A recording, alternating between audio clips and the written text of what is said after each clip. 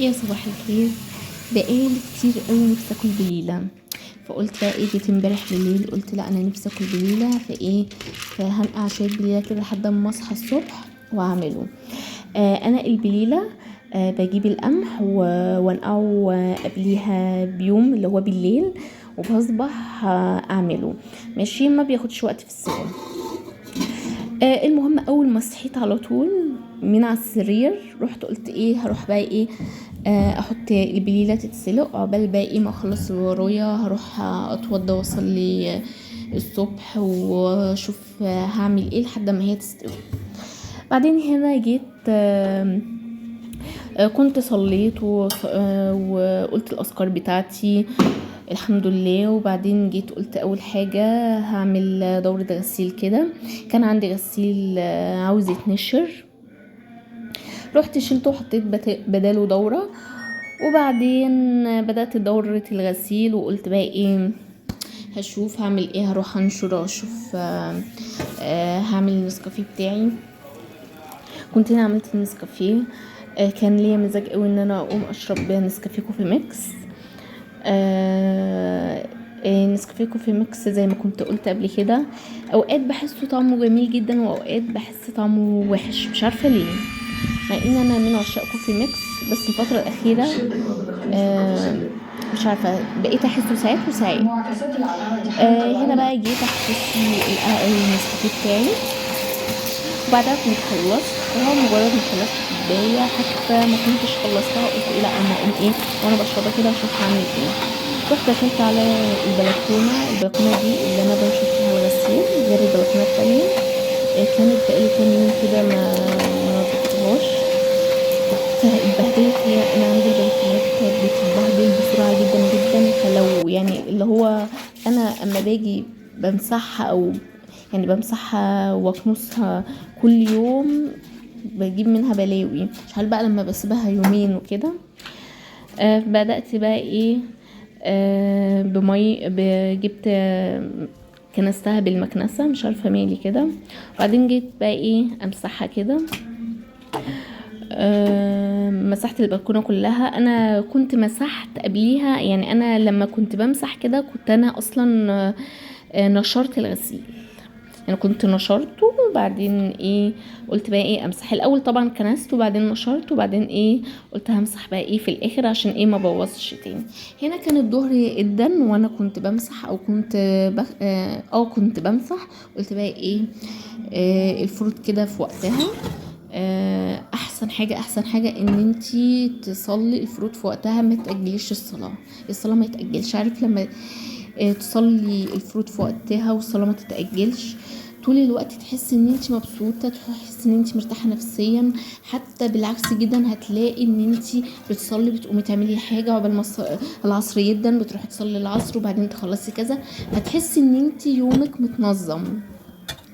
هنا بقى كنت لما صليت كان القمح استوى، فكان عندي لبن، يعني لبن في حدود كيلو كده.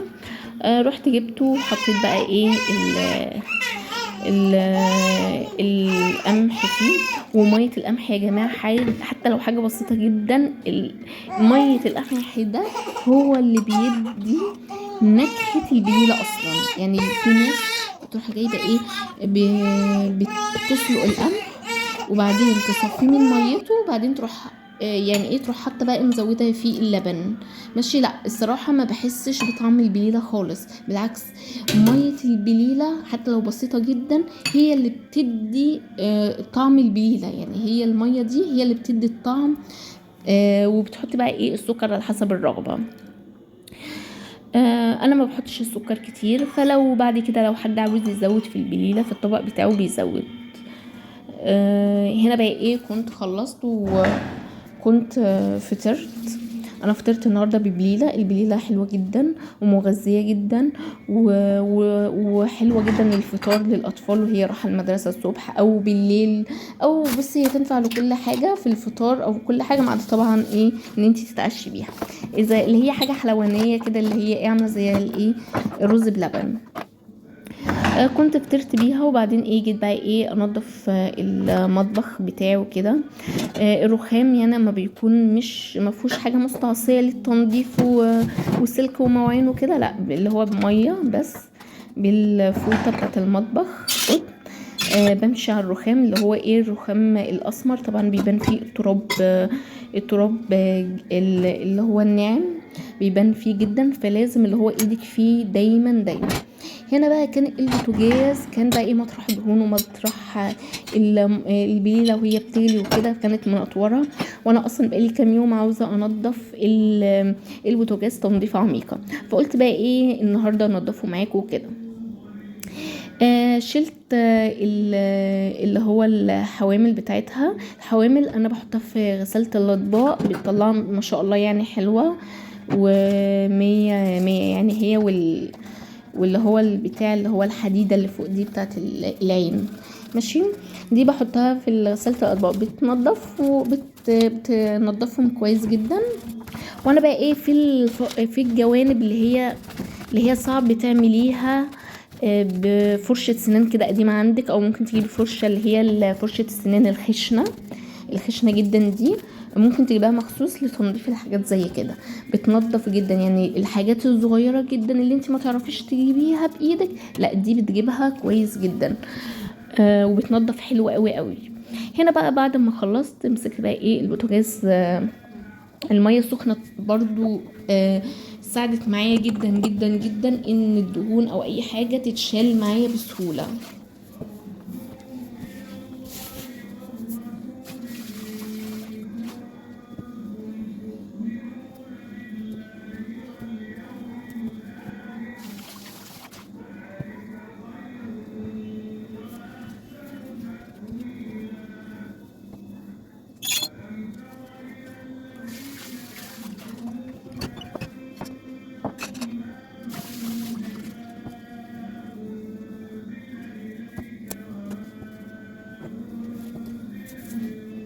البليلة دي دايما بحب اعملها لاني بتفكرني بايام طفولتي، كنت وانا طفلة كانت ماما بتعملها لي، كنت بحبها جدا جدا، وكان يعني لازم يعني اما بعملها كده بتفكرني بحاجات حلوة والله، كنت على طول اكلها يعني، كان يعني من مفضلاتي يعني. فانا اصلا كنت كان الدكتور قايل لي ان انتي تسلقي اللي هي القمح ده لبنتي وكده يعني، اللي هي لسه مبتدئه في الاكل يعني 7 شهور وكده، لسه مبتدئه يعني، بادئه من 6 شهور، بس هي دلوقتي يعني بقى ما شاء الله عليها داخله على 7 شهور. فانا قلت كده كده انا هسلق لها، ما اعمل بيوم بالمره وانا نفسي فيها. فروحت بقى عامله وعملت ليها الاكل، حتى كانت هي وانا بعمل الاكل كانت عماله تصرخ يعني، اسفه على الازعاج ده. فخلصته لها جري، وبعدين انا اكلتها وجيت انا بقى كملت البيله بتاعتي بقى وكلت. هنا بقى كنت بطلع الحاجات اللي بما اني يعني هشغل غسالة الاطباق، فقلت بقى شويه المواعين اللي هتنفع تخش غسالة الاطباق هدخلها، والحاجات بقى اللي هي الحلل اللي هي لازم تغسليها على ايدك، والتيفال برضو في تيفال برضو يعني، الحاجات دي كلها اللي هي لازم تغسليها على ايدك، مش لازم تتحط في غسالة الاطباق، اللي هي حاجات بسيطه يعني. غسالة الاطباق بتفرق جدا يا جماعه، وحلوه قوي قوي. لو حتى في حاجات هتغسليها على ايدك، فالحاجه اللي انت هتقعدي تغسلي المواعين اللي هتغسلي مثلا 5 دقايق في غسالة الاطباق هتحطي فيها حاجات، فال5 دقايق هتنزل لدقيقه دقيقتين.